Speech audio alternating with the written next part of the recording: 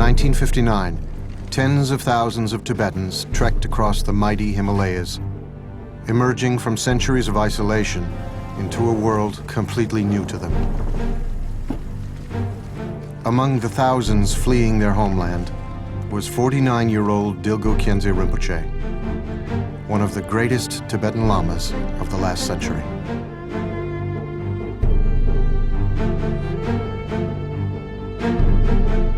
After traveling on foot for many months, Rinpoche and his entourage reached Bhutan, the last of the Himalayan Buddhist kingdoms. Like the other Tibetans fleeing at that time, Rinpoche had lost everything.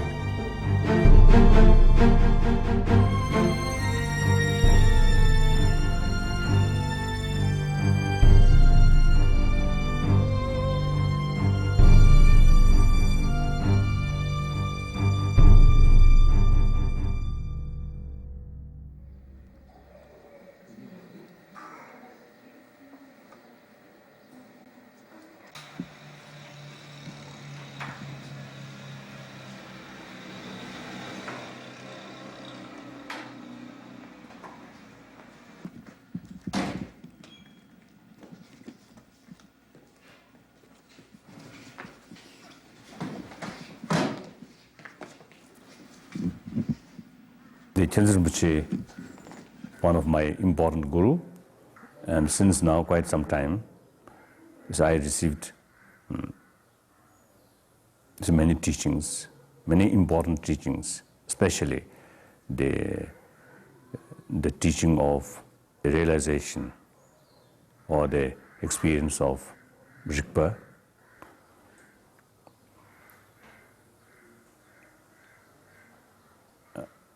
And since my first meeting with him, I got very good impression. Then through some mysterious experience, including the dream, there are some clear indication that there's some, I think, a special karmic relation with him, it seems there. So now, today, I feel very, very grateful to him and very, very helpful.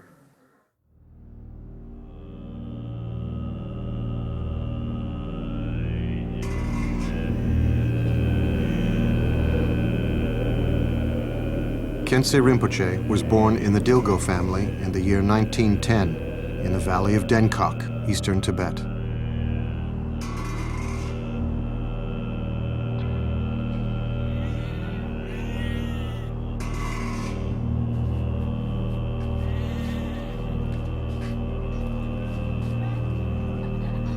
His father, the governor of the Derge district, was overjoyed. His two other sons had joined the monastery, but now he had an heir to continue his work.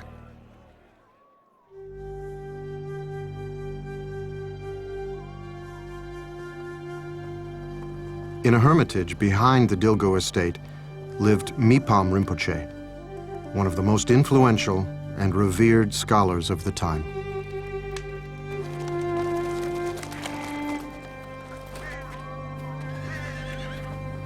He gave the baby the name Tashi Paljor, auspicious glory, and promised throughout all his future lives to take care of him.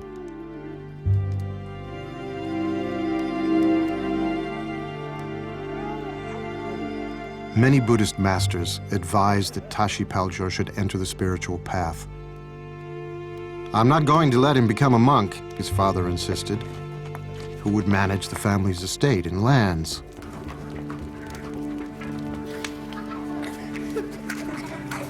One day, while playing with his brother, Tashi Paljor fell into a pot of boiling soup.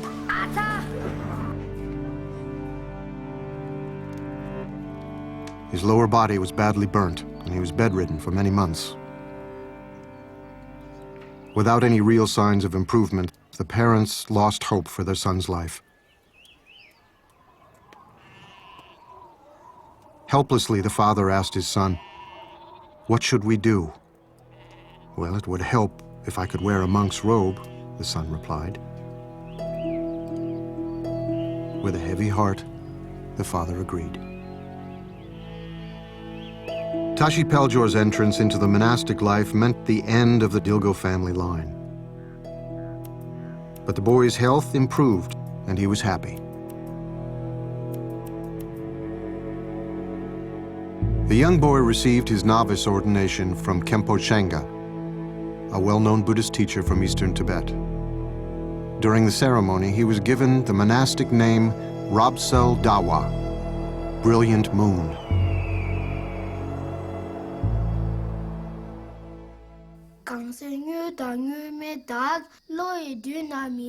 Known for his ability to comprehend even the most complex Buddhist philosophies, upon returning from his studies for a brief winter break, the 9-year-old taught his mother the text, The Way of the Bodhisattva. At 14, the boy traveled to the great monastery of Shechen, where Shechen Gyaltsab, a well-known meditation master, bestowed on him the highest of all the Buddhist teachings, the introduction to the true nature of his mind. He later wrote, "It transformed my perception and made me wish to give up all mundane concerns of this life and stay in solitude like my precious master to realize the great perfection."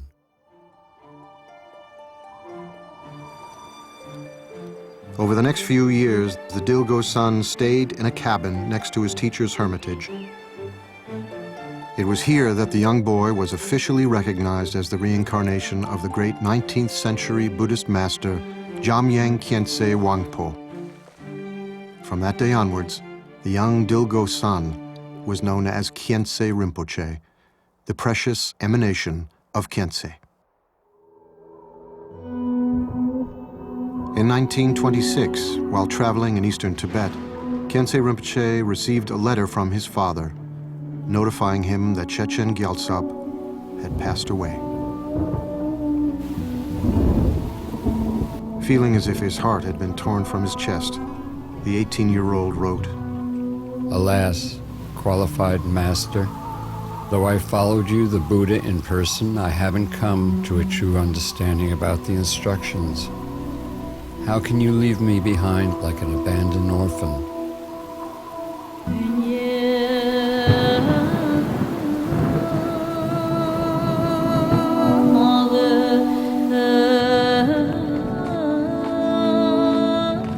Losing his beloved teacher deepened Khyentse Rinpoche's understanding of the impermanent nature of all things. He wrote to his parents, "You gave me birth with all the freedoms and advantages of human life, and you have cared for me with love from my infancy till now. Since you introduced me to an authentic teacher, it is thanks to your kindness that I have encountered the path of liberation."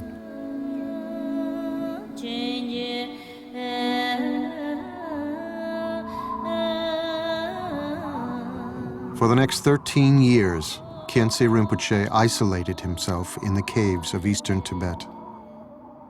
The only visitor he saw was his older brother, who would occasionally visit with provisions.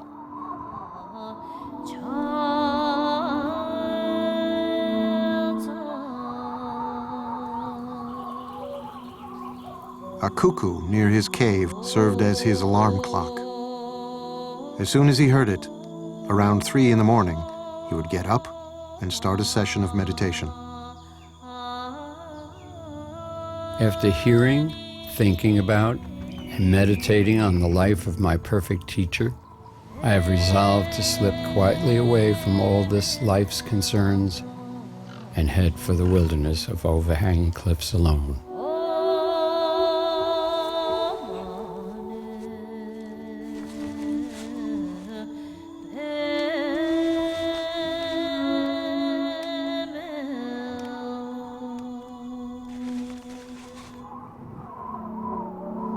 Winters in Tibet were harsh, with snow accompanied by icy wind.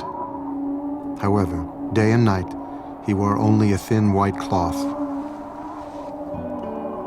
Through his practice of tummo, he and his cave would remain warm, with the snow at its mouth melting slowly.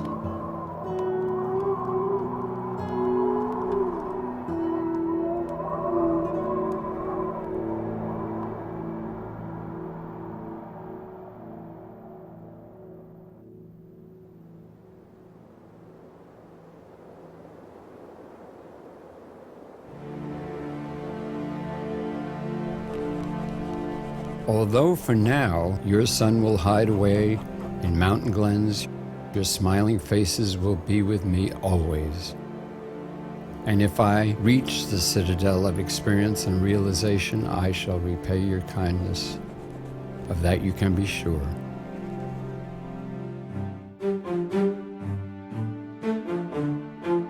The next many years were spent with Khyentse Chokyi Lodro, a non-sectarian master from the Zongsar Valley. Though Khyentse Rinpoche had always desired to be a monk, at Chokyi Lodro's suggestion, in 1934, he took Khandro Lamo, a local villager's daughter, as his life companion.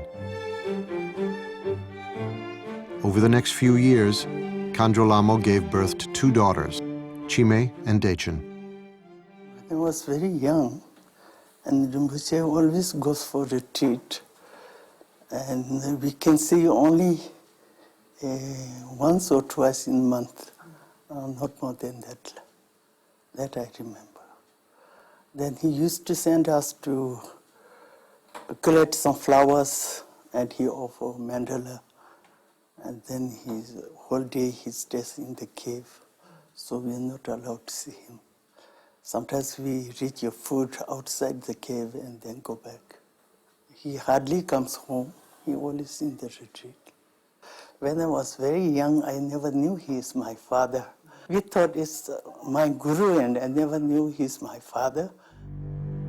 All of Khyentse Rinpoche's teachers had advised him that after properly engaging in study, contemplation, and meditation, he should then uphold, preserve, and expound the doctrine to the faithful. Despite Khyentse Rinpoche's profound wish to spend his life in secluded retreat, he honored the advice of his teachers. He traveled widely across eastern and central Tibet, teaching as well as receiving teachings from various traditions.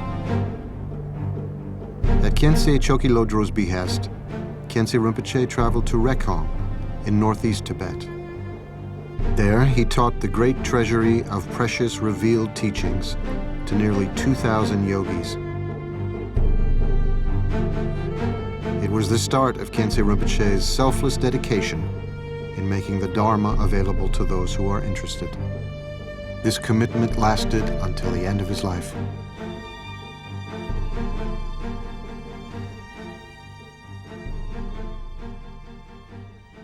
At the invitation of one of Tibet's great spiritual leaders, the 16th Karmapa, Khyentse Rinpoche journeyed to Serphu in central Tibet, where he gave empowerments and teachings. While there, news arrived of the Chinese Red Army's occupation of Tibet's capital, Lhasa. Everyone who had come to Lhasa was being arrested. Some were forced to leave their children behind. Some jumped in the water to escape or take their lives. But most were tied up and put in trucks. By 1959, a national uprising against the occupying forces would result in the deaths of thousands of Tibetans.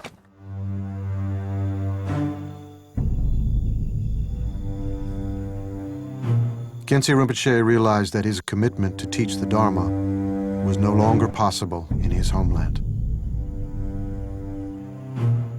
Leaving everything behind, including his precious books and most of his own writings, Khyentse Rinpoche and his family fled Tibet.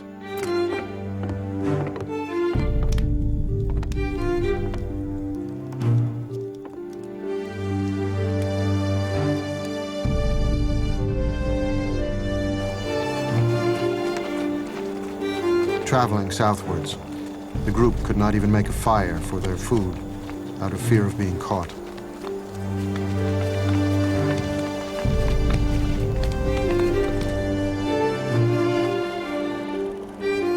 They hid during the day and resumed their escape at night, with a lone moon to illuminate their journey into the unknown.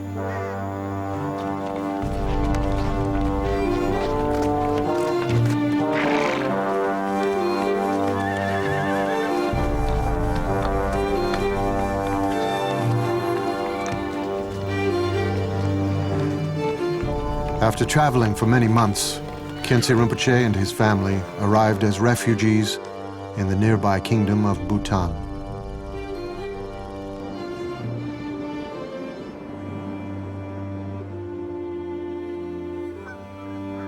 In a foreign land, with nowhere to go and no one to ask for help, they made their shelter under a tree.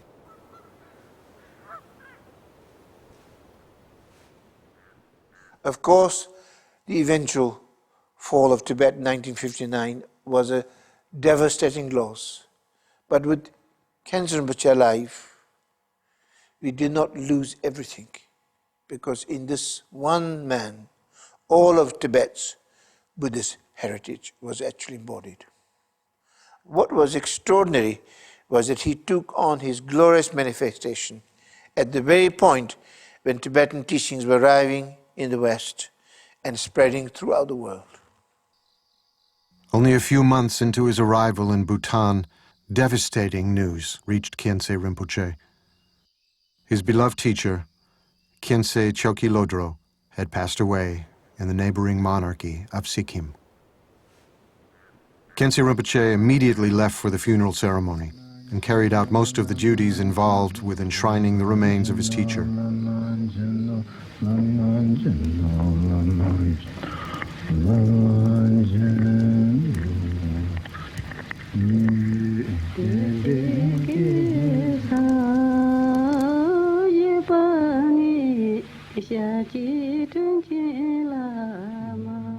A memorial stupa was built on the spot where the cremation took place. Kunchok Lodro, an old student of Khyentse Rinpoche, recalls those days. He was a very kind-hearted person, very gentle, and he never got angry. It is rare to find someone like him these days. No matter what people said to him, whether it was good or bad, pleasant or unpleasant, he always reacted in the same way. He would just say, "I see, I see." During the break from his teachings or empowerments, Rinpoche would always sit here and pray. I would also come here and sit next to him.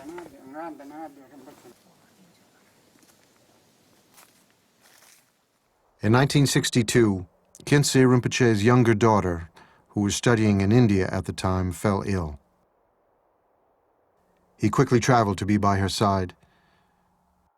However, after spending only a few minutes with her, she passed away.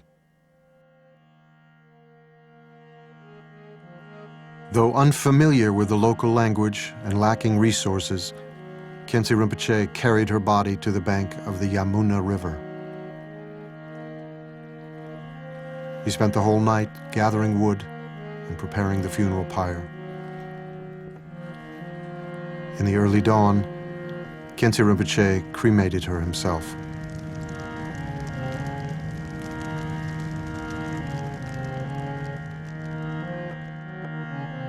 Having lost his daughter, his teachers, and his homeland, he wrote, A beautiful country is like a dream, like illusion. It is senseless to cling to it. Unless the inner forces of negative emotions are conquered, strife with outer enemies will never end.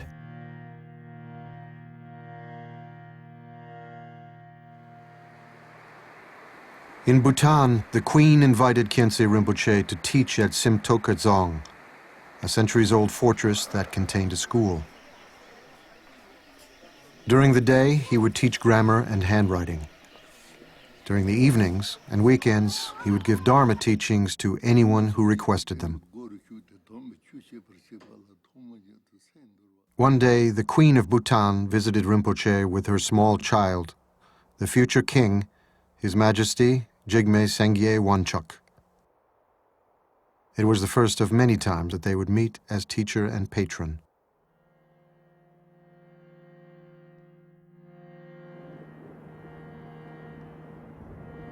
In 1962, Rinpoche visited the holy place of Namo Buddha Mountain, where in a previous life the Buddha had offered his body to feed a starving tigress on the verge of eating her cubs.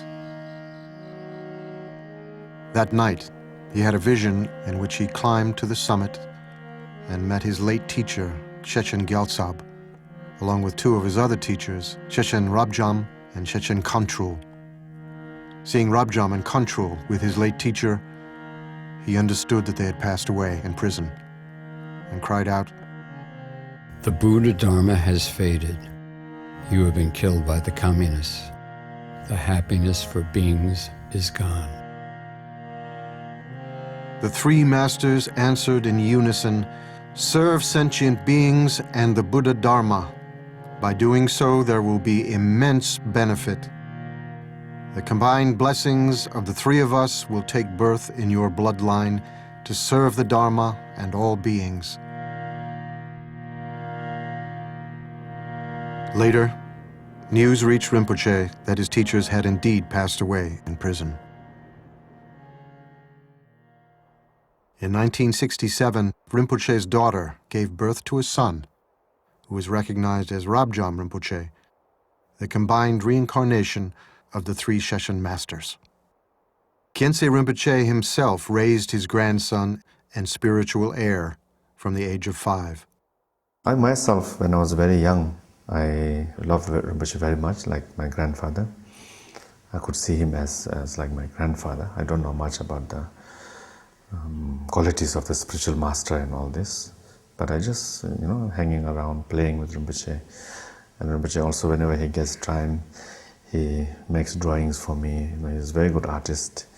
He makes like flower drawings, and he would draw like butterfly, and he would draw like rabbit. Rabbit is one of his favorite, because also his name is Rapsal Dawa. It's like a brilliant moon. Sometimes when Rinpoche gives this any empowerments, big empowerments, and I used to sit next to Rinpoche, very small, and then I would ask Rinpoche to give small piece of the tsampa.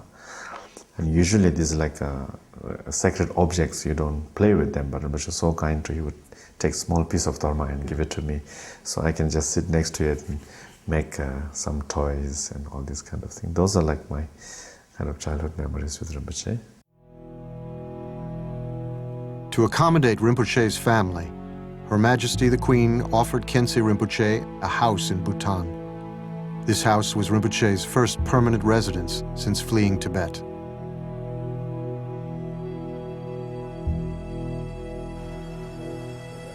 From that base, he traveled constantly to India and Nepal, giving teachings and empowerments to an ever-growing number of students.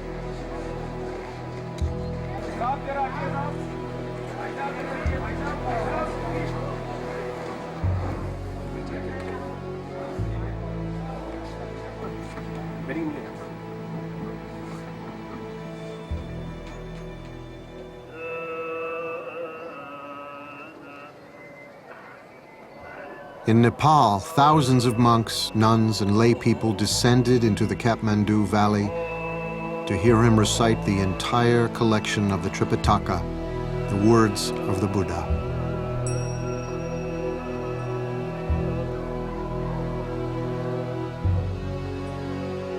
Quickly recognized as one of the great teachers of the time, dozens of monasteries' brightest young lamas came to study under Khyentse Rinpoche. Many who would go on to expound the Dharma not only for the exiled Tibetan community, but for the growing audience of interested practitioners all around the world.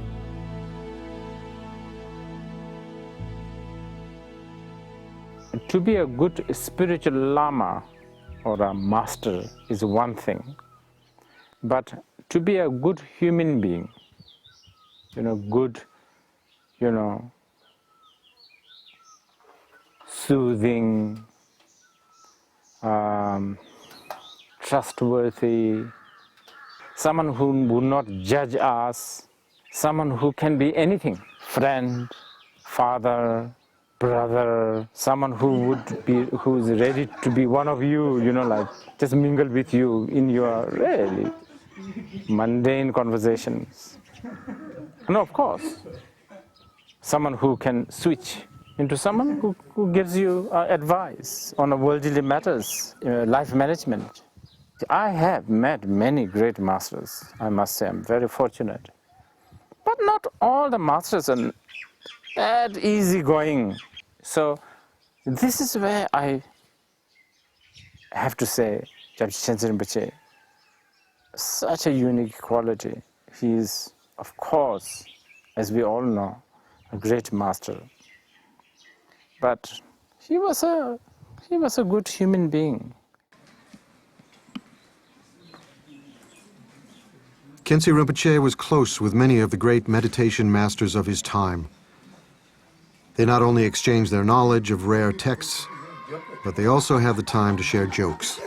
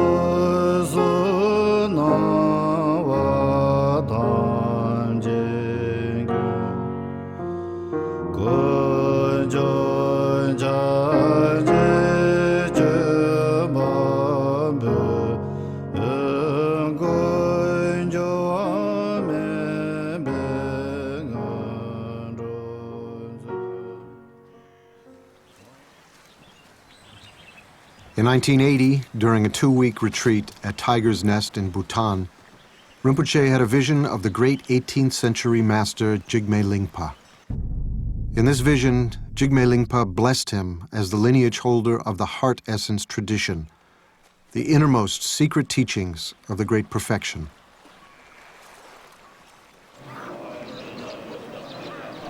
Under Khyentse Rinpoche's guidance, an immense number of teachings, empowerments, and reading transmissions were made available to the Bhutanese people.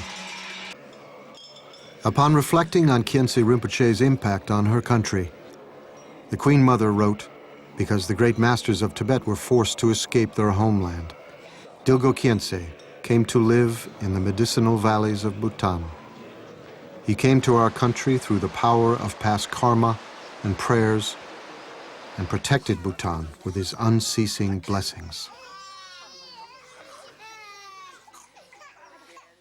It's extremely precious just to receive few words of teachings from Khyentse Rinpoche, because even something very simple, like if it tells you be compassionate or reduce your attachments, even those very simple words which we have heard so many times, when we hear them from someone like him, it's so obviously the expression of truth. It makes such a deep impression in our mind. It seems that we never heard those words, and suddenly we start to realize that this is how things are. And that makes one understand why a spiritual teacher is so important.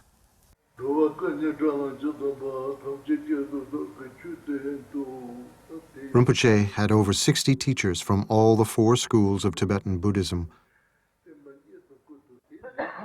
In a true spirit of a non-sectarian master, Khyentse Rinpoche, even in his 70s and 80s, would request teachings that he had not yet received to preserve Tibet's spiritual heritage.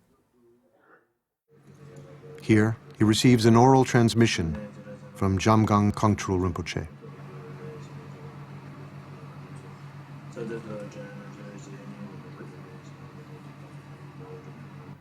So Khyentse Rinpoche is very, very concerned about the other lineages also in Tibetan Buddhist school. Some lineages, Rinpoche would say that, oh, this lineage has been broken. One time we had this one very, very clumsy-looking monk came into see Rinpoche, and since there's so many other important lamas were there, so we made this monk wait for quite some time. And then after the lamas went, and I said, this monk can go in. So he went inside. Then after a long time, this monk was never coming out. So we say, what he's doing, we went inside and Rinpoche was receiving teaching from this humble monk. And that was like Rinpoche was almost 78, 79, near end of his life. He was still constantly receiving teachings and all this kind of thing. Rinpoche made sure that he was accessible to anyone wanting to meet him. He always said to his attendants, "Whoever comes to see me comes in the hope of receiving some benefit, so don't stop them from seeing me."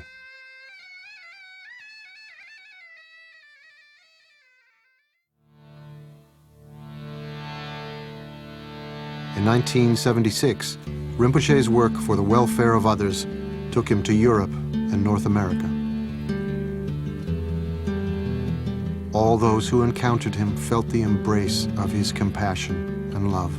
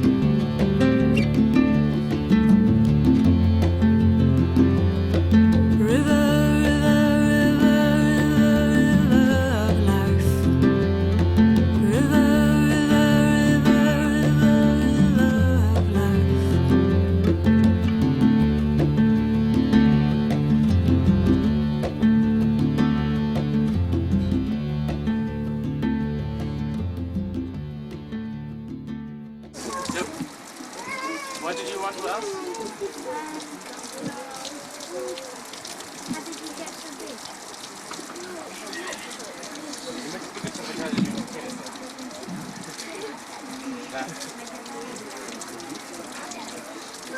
Rinpoche says all his families, from the father's side, they're all big. That's why he got big. What's the difference between money and enlightenment?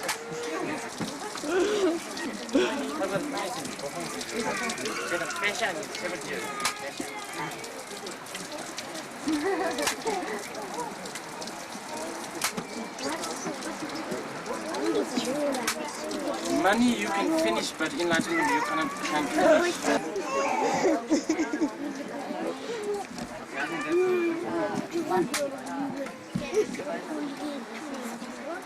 One thing that struck me in the beginning, often I didn't know what he was saying because there wasn't a translator, but when his speech was unceasing when he was teaching. For example, when he's teaching, when he would breathe in, he keeps speaking. And then when he breathed out, he was speaking as he breathed out. I've never seen that before. It was like this there wasn't a moment that he wasn't somehow engaged in some kind of compassionate activity.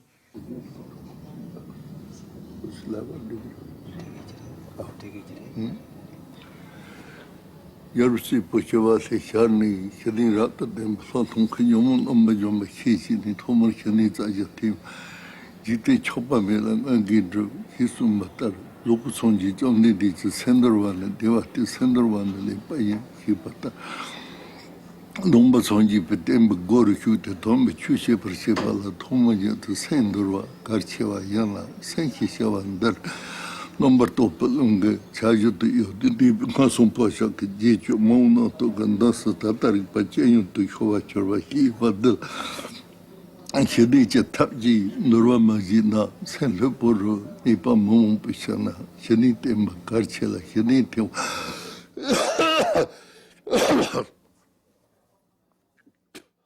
Tene Rinpoche yanda Latong Dhammi Topi Kherapti Go Yong Tosan La Tente Langye Rinpa Tasamba Nyoro.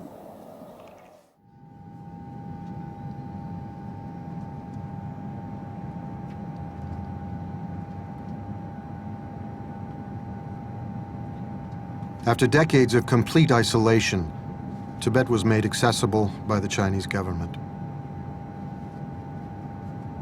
In 1985, Rinpoche made his first trip to Tibet after almost 30 years of exile.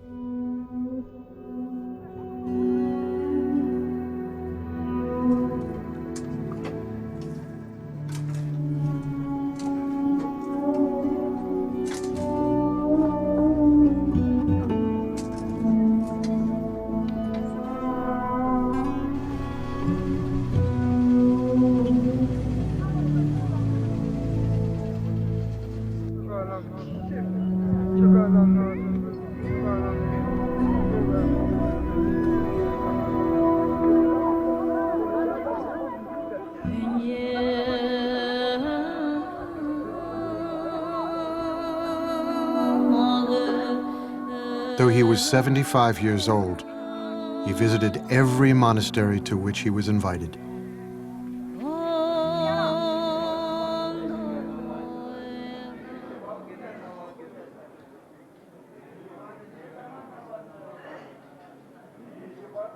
Apart from the joy of seeing his homeland and lost friends again, Rinpoche had another mission to accomplish. He wished to give teachings, empowerments, and reading transmissions to the Tibetans, all of whom had been denied their spiritual heritage for many years.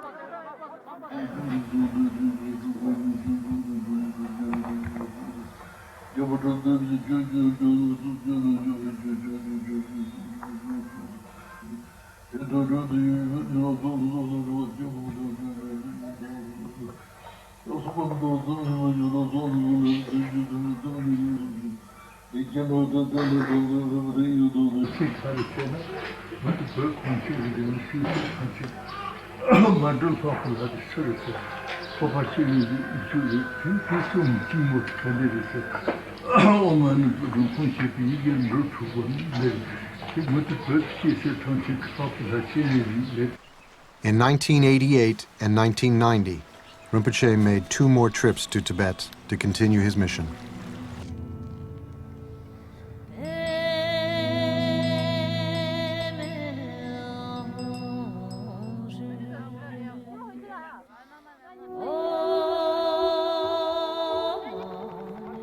In consultation with the Chinese government, he undertook the immense responsibility of rebuilding monasteries without bias as to the school or sect. It was due to Khyentse Rinpoche's relentless efforts that Samye, Tibet's most important monastery, was restored to the glory it had enjoyed during the 8th century.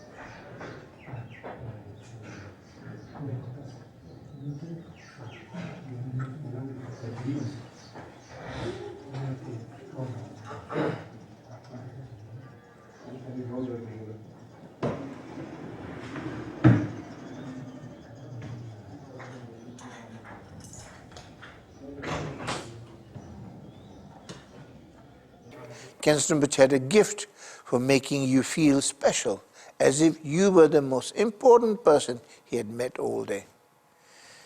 He was effusive with his affection. He would just take your head with his huge hand and draw you next to his cheek. He would speak for at least 20 minutes, and then the translation took place, and he would rest. When he got older, he would take a nap. Then without any prompting, he would just wake up exactly the same time and resume exactly where he had left off half an hour earlier and continue to teach without the slightest fluctuation or hesitation.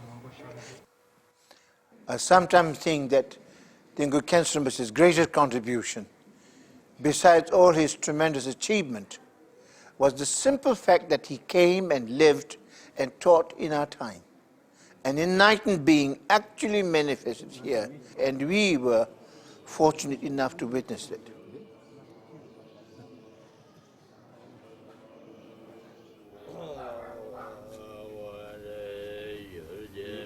In the Kathmandu Valley, Khyentse Rinpoche consecrated a plot of land next to the holy stupa of Bodha, and in 1980 established Shechen Monastery as a place where the lineage and wisdom of the Buddhist teachings could be preserved and practiced.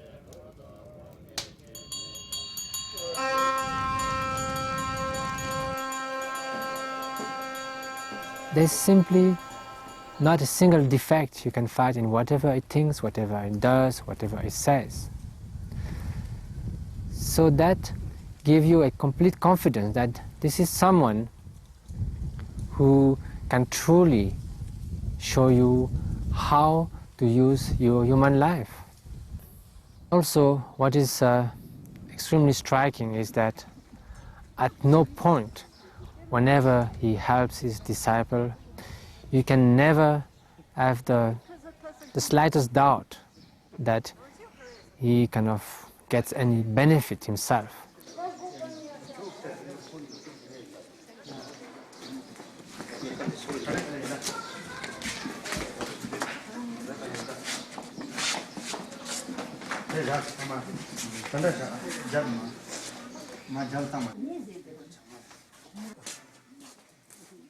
The philosophy and practice of Tibetan Buddhism has been historically preserved in the immense libraries of Tibet's great monasteries.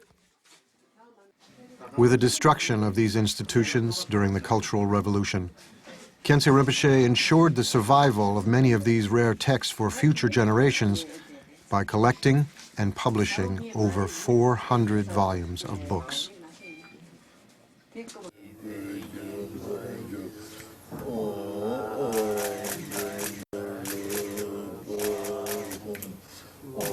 In Vajrayana Buddhism, there is a tradition of discovering sacred treasure teachings through visions.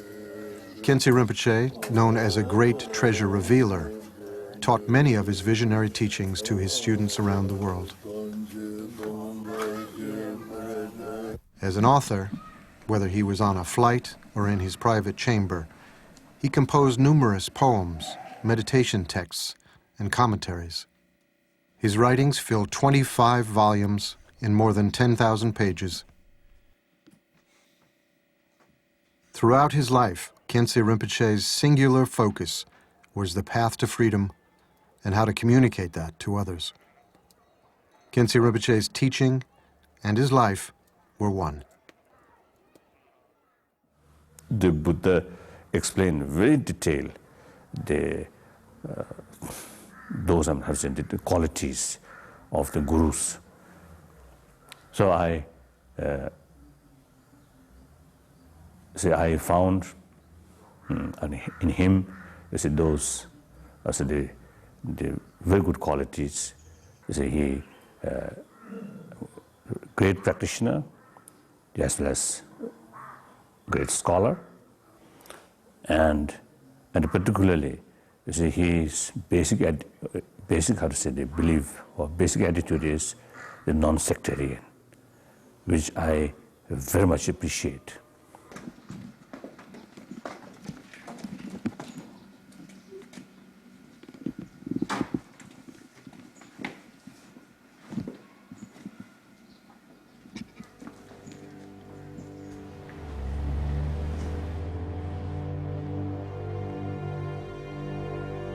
From arriving as a refugee to becoming the spiritual advisor to the royal family of Bhutan and the teacher to His Holiness the Dalai Lama, Khyentse Rinpoche's life saw many changes. yet his behavior always remained the same. From the influential disciple to the beggar outside the monastery, all of his students deeply felt they had a special place in his heart.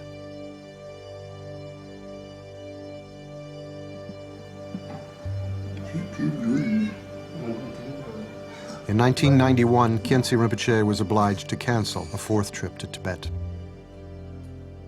He told one of his students, I still have much work to do, but this composite body of mine is not keeping up with me. Instead, he chose to spend 3.5 months in retreat in Bhutan. During this retreat, Rinpoche asked his closest disciples to visit him. It was here, in his hermitage, that he gave them teachings and told them that if they had any questions, now would be a good time to ask. When Khyentse Rinpoche was in silent retreat in the king of Bhutan's private residence, I went to see him. He put both his hands on my head and recited several prayers, including an aspiration for students and their teachers to never be apart from each other. Taking both his palms together, he broke his silence and said, "Now you can go." Normally, he would never break his silence, so I thought that maybe this is not a good sign. But there was nothing much I could say, so I requested him to have a long life. He said, "No problem."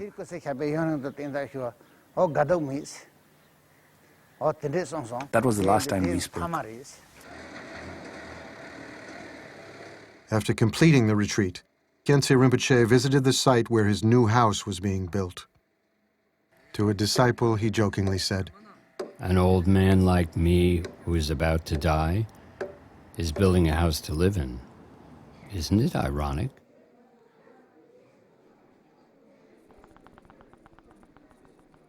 In 1991, Khyentse Rinpoche conducted the yearly prayer ceremony requested by the Queen Mother for the welfare of her country and for world peace.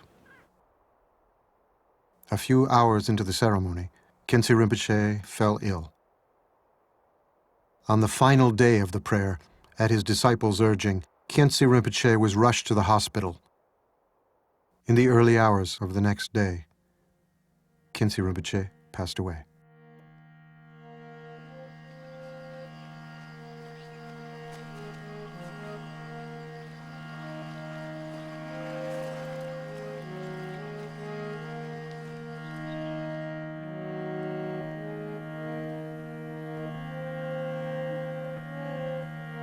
A few days later, His Holiness the Dalai Lama wrote this prayer.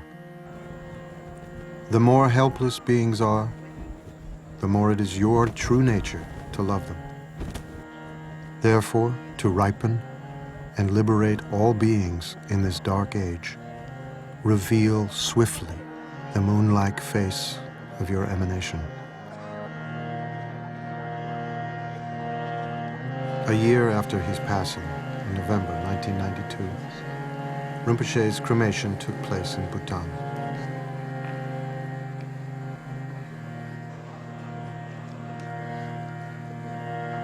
Dignitaries, including the royal family of Bhutan, teachers and scholars from the various traditions, came to pay their respects and gratitude.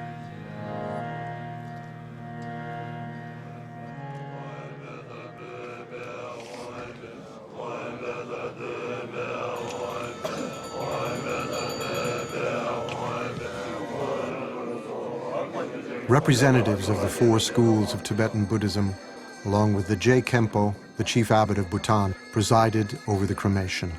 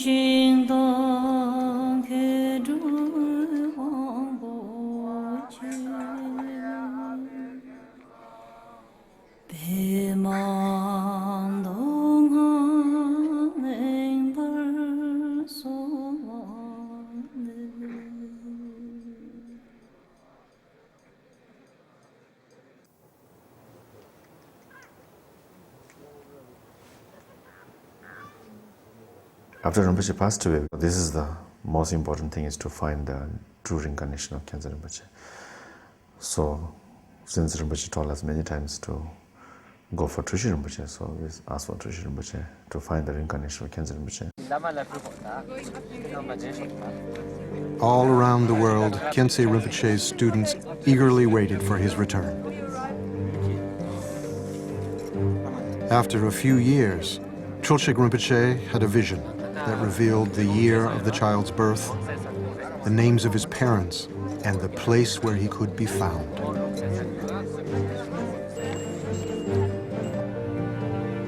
The Yangtze, or reincarnation of Khyentse Rinpoche, was born in 1993 into the noble family of the Songsars, the descendants of the great treasure revealer Chogyur Lingpa.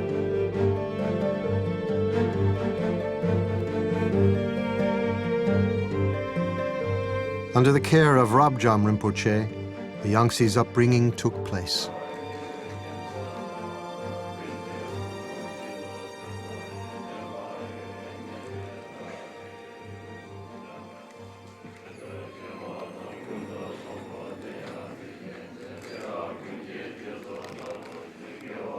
In December 1996, Khyentse Yangtze's enthronement took place at Shechen Monastery in Nepal. All of those who were connected with Khyentse Rinpoche came to participate in this joyous event.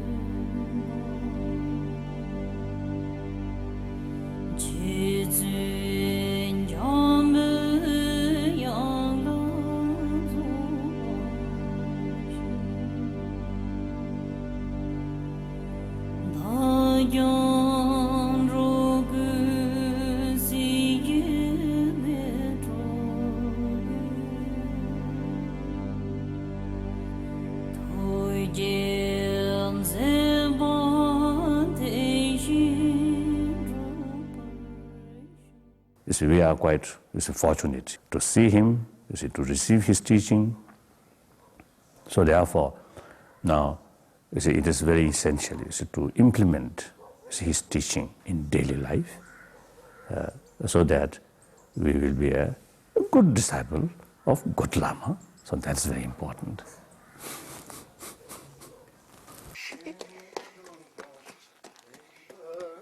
The young Khyentse Rinpoche resides in the same house in Bhutan that was under construction just before his predecessor passed away.